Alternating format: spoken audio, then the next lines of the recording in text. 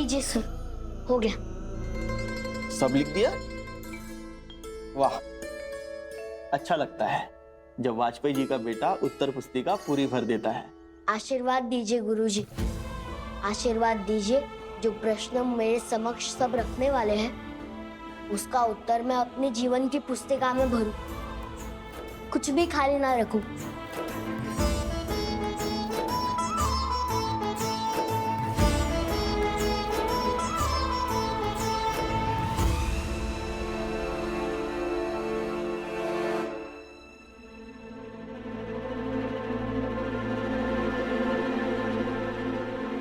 रुको, आओ सुनो, इनसे मिलो। ये मेरा गेस्ट था उस रात जो आप इतना बड़ा इशू बना रहा था। पहचाना होगा ना उसे? जब देखो तुम लोग इधर इकट्ठा होकर कथा करते रहते हो। तुम लोगों को इसके सिवा कोई काम नहीं है। कथा भी उसकी करते हो जिसका कोई वजूद नहीं है, कोई अता पता है और ना ही इसकी शक्तियों का। वैसे अच्छा ही किया तुमने मेरे लिए और तुम्हारे ओपोनेंट्स के लिए। कम से कम ये सब साफ साफ हो गया है। तुम्हारा जानकारी तुम्हारे आंखों के सामने होगा। वो क्या कहता है तुम हिंदुस्तानी लोग? सीने पर वार करना बहादुरी होता है। चलो अब सामने सामने से तुम्हारे इस नन्हे से सीने पर वार करेंगे, पीठ के पीछे नहीं।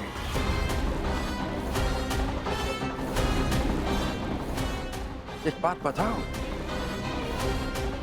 ये बहादुरी नहीं है, बेवकूफी है। बहादुरी और बेवकूफी में इतना सा फर्क होता है, इतना सा। ये तो वही बात हुआ कि कोई हमको पत्थर मारे और हम कहें नो नो नो, हम सामने से नहीं हटेगा। तो ये हुई बेवकूफी। लेकिन अब सीने पर वार होगा, तुम्हारी पीठ पर वार नहीं होगा।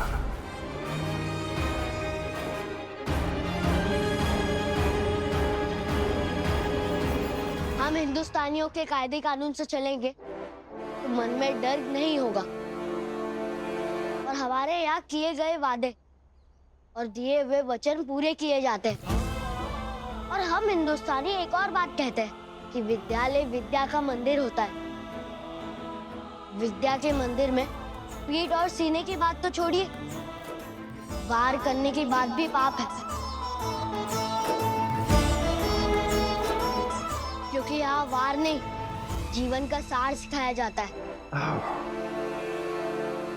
जीवन को निखारने की कला सिखाई जाती है। ए अटल, बकवास बंद करो। थोड़ा लिहाज रखो कि तुम इतने बड़े अधिकारी से बात कर रहे हो। लिहाज तो आपको रखना चाहिए तोमर चाचा। विद्या के मंदिर में षड्यंत्र का पाप कर रहे हैं आप।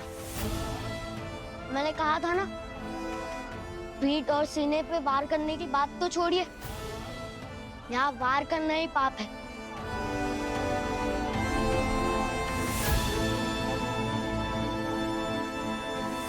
ए, रुको। तुम इस डंडे के जितना लड़का है और इतना बात करता है। अब जाते जाते ये भी सुन लो कि तुम बहुत बोल चुका, लेकिन अब तुम्हारा चीखने का बारी है। चीख भी लो अब।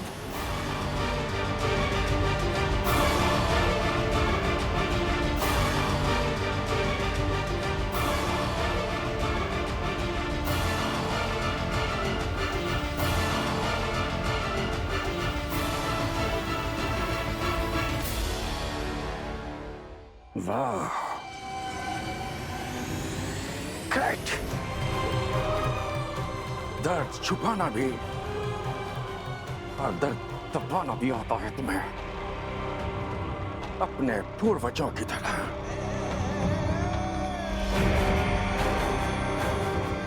लेकिन ये कोई साधारण बात नहीं है, असाधारण बात है। दर्द छुपाना और दर्द दबाना दो ही कारण से हो सकता है। या तो तुम यह साबित करना चाहते हो कि तुम बुज़दिल नहीं है, और या फिर यह दिखाना चाहते हो कि तुम बहुत बहादुर है।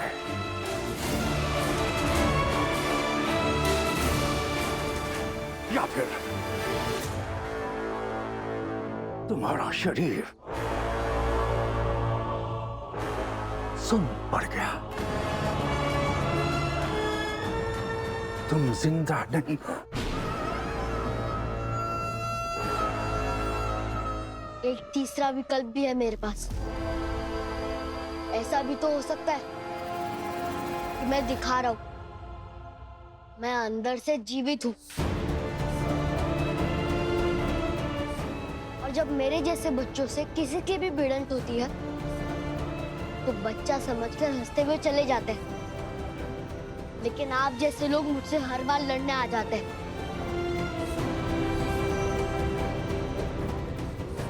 हमेशा ये कहते रहते कि बड़ों की तरह बात मत करो, लेकिन अलग अलग तरीके से मैं हर बार कहता हूँ तो आप लोगों को समझ में नहीं आता। तुम समझा दो, क्या समझ नहीं आता? यही कि मुझसे कहते हैं कि बड़ों जैसी बातें मत करो, लेकिन आप लोग खुद बच्चों जैसी बातें कर रहे हैं। तो ठीक है, अब बड़ों वाली बात करते हैं। अगली मुलाकात तुमसे तब होगी जब मैं तुमसे तुम्हारी छत, तुम्हारा घर छीन लूंगा। मैं तब तक चैन से नहीं बैठूंगा जब तक मैं तुम्हें किसी ग्वालियर के चौराहे पर देख नहीं लूंगा।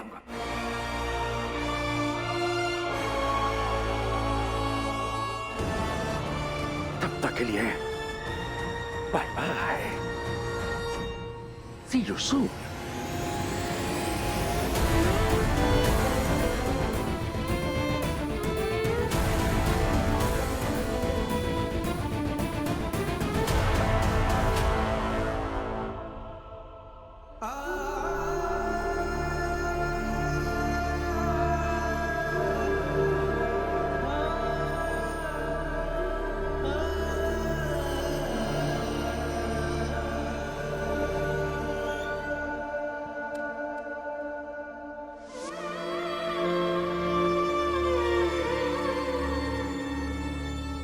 और ये जो तुमने किया है ना, अपने स्वास्थ्य के लिए अच्छा नहीं किया है।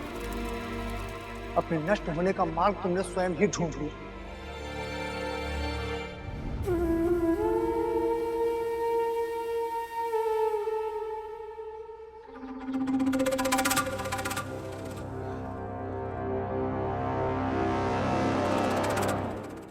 मामा जी सुनिए ना, मामा जी आप थोड़े पैसे होंगे तो देंगे? वो बाहर मुझे 2-4 भिखारी दिखे। वैसे मैं भीख नहीं देती हूँ, लेकिन उन्होंने कहा वो बेघर है, भूखे हैं, तो मैंने कहा मैं पैसे लेकर आती हूँ। है मामा जी, दीजिए ना पैसे। क्या है सुशीला की हाँ मामा जी, जानती हूँ अब तो बेघर होने की स्थिति हमारी भी है। सुबह से वही सोचकर दिमाग खराब हो रहा है मामा जी कि आगे क्या किया जाए, कैसे कटेगी इन बच्चों की जिंदगी। इसीलिए मामा जी मैंने सोचा कि उन बेघर लोगों की थोड़ी मदद कर दूं। क्या पता उनकी दुआ से हम बेघर होने से बच जाए। दीदी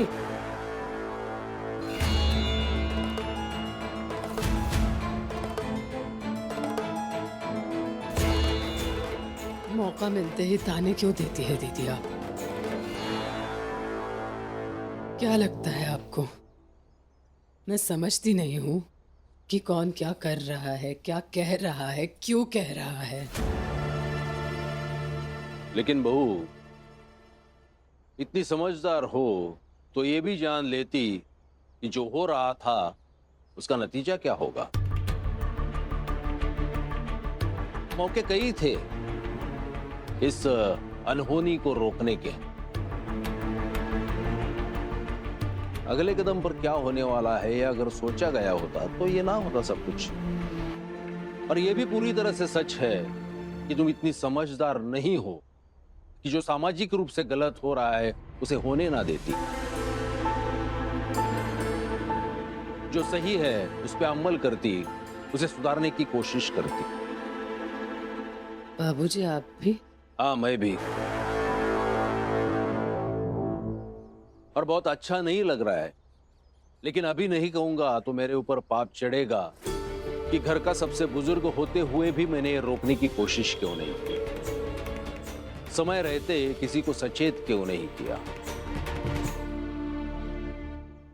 ठीक है बाबूजी, आप घर के सबसे बड़े हैं, आपका अनुभव हम सबसे ज्यादा है। आप कह रहे हैं कि जो हुआ है, हो रहा है, वो गलत है। हाँ, ऐसा हो सकता है कि गलत हो भी। ठीक है बाबूजी, आपका कहाँ मानूंगी। बताइए क्या करना है, जो आप कहेंगे वही करूंगी। बस बस कृष्णा, तो सिर्फ इतना करो कि इस घर के लोगों को उन भिखारियों की तरह मत बनने दो। बस इतना कर दो।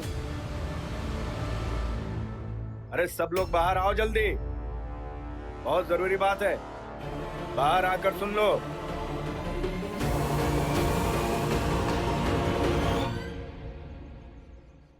आइए पंडित जी, देखिए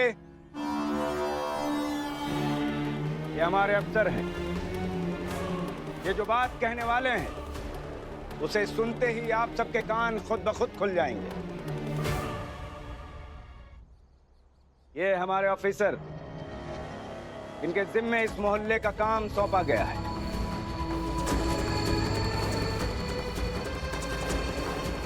यहाँ का कौन सा काम तोमर साहब? वही काम हामिद साहब, इस मोहल्ले को खाली करना पड़ेगा क्योंकि यहाँ पर डाक बंगला बनने वाला है।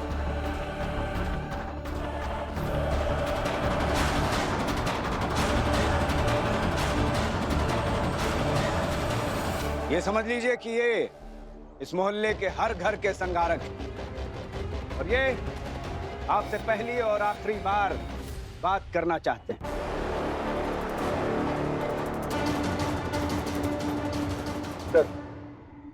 साफ साफ बात करते हैं आप लोगों से, क्योंकि घुमा फिरा कर टेढ़ा मेढ़ा बात करने का टाइम नहीं है हमारे पास। तो सुनिए, हमारी सत्ता ने अपने फैसले से हर बार ये साबित किया है कि वो ताकतवर है, लेकिन उस ताकत का कोई फायदा नहीं जब तक कि उसे दिखाया ना जाए। जब उस ताकत को दिखाया जाता है तो लोग मानते हैं, तो लोग उसे स्वीकार भी करते हैं। तो डाक बंगला बनाने के लिए आप लोगों का मोहल्ला ही क्यों चुना?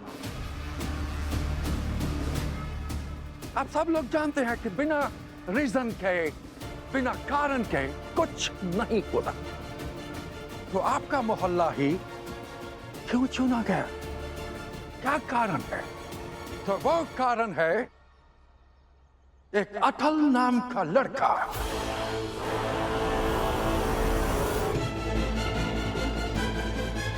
आपके इस मोहल्ले में रहता है, जो हमारी सत्ता के लिए ठीक नहीं है। आज तो हम केवल यह कह सकते हैं कि वो ठीक नहीं है, लेकिन आने वाले कल में वो हमारी सत्ता के लिए, हमारी हुकूमत के लिए डेंजरस हो सकता है।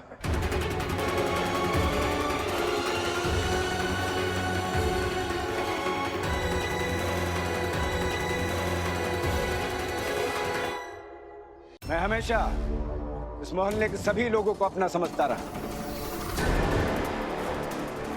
समझ तो गए ही होंगे आप कि मैं क्यों इतना मुस्तैद था, क्यों मैं हमेशा अटल के खिलाफ रहा। लेकिन साहब, आप लोग इतना गुस्सा क्यों हो रहे हैं अटल पर? अटल तो अभी एक बच्चा है, आखिर वो क्या बिगाड़ लेगा आप लोगों का? आप लोगों को इतने डरने की जरूरत क्या है उससे? हाँ साहब, हमने तो सुना है कि अंग्रेजी अधिकारियों के वहां तो सूरज कभी नहीं डूबता। अटल तो एक नन्हा सा दिया भी नहीं है। अगर अंग्रेजी हुकूमत सांस भी लेगी ना तो उसकी लौ झिलमिला उठेगी। बंद करो ये बकवास। हम लोग यहाँ तुम सबकी कविता सुनने के लिए नहीं आया है, बल्कि बात बताने आया है। और तुम लोग का बकवास बंद करो, चुप हो जाओ। अधिकारी साहब, आप पूरी बात बताइए। हाँ, पूरी बात बताइए।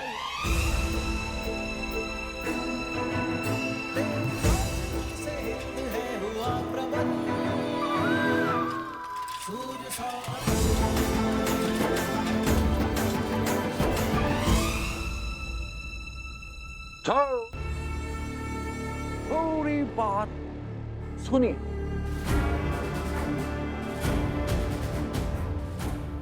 Only 7 days हैं आप लोगों के पास। अगर आप सब लोग इन 7 days के अंदर अंदर ये मोहल्ला छोड़ जाएगा, अटल सहित, वो भी बिना किसी नाटक के,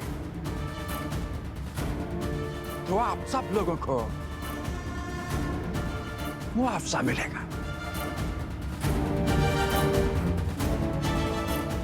और अगर नहीं गए तो हम, यानी हमारा प्रशासन, आप सबको यहां से धक्के मार मार कर बाहर निकालेगा।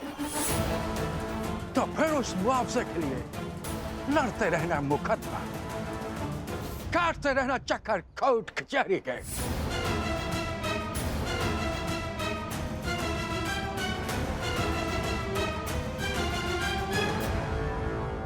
वाह, क्या बात है। आप कविता क्यों नहीं करते? आप लोगों की लोकप्रियता बढ़ेगी। इतनी धार है आपकी बातों में।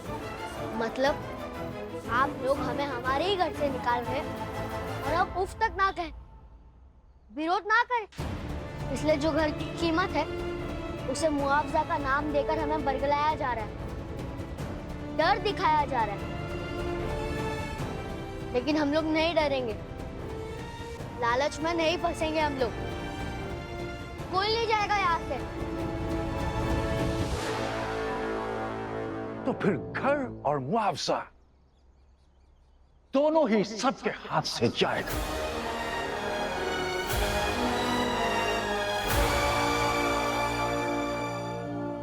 एक बार सोच लीजिए कि जब अटल के पास खुद का घर नहीं होगा तो तुम सब लोगों की छत बचाने के लिए क्या लड़ेगा?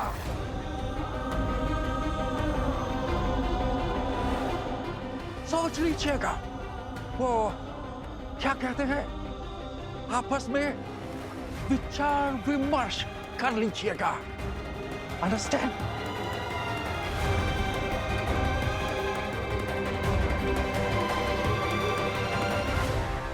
एक कहा था ना तुम कि लड़ाई तुम ही से हो।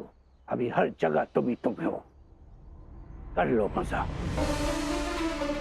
अपने आप से लड़ाई कर लो, अपने मोहल्ला से लड़ाई कर लो, अपने दुख से लड़ाई कर लो, अपने बेघर होने का तकलीफ से लड़ाई कर लो, तुम्हारा जीत का लड़ाई भी कर लो।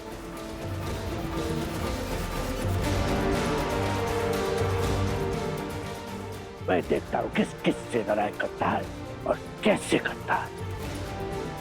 तो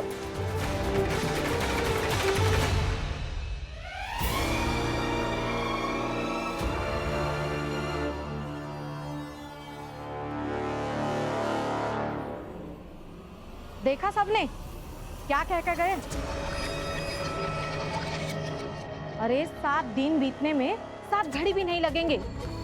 इसीलिए कह रही हूँ कि सब लोग अपना अपना सामान बांध लो और चलो मोहल्ला खाली करके।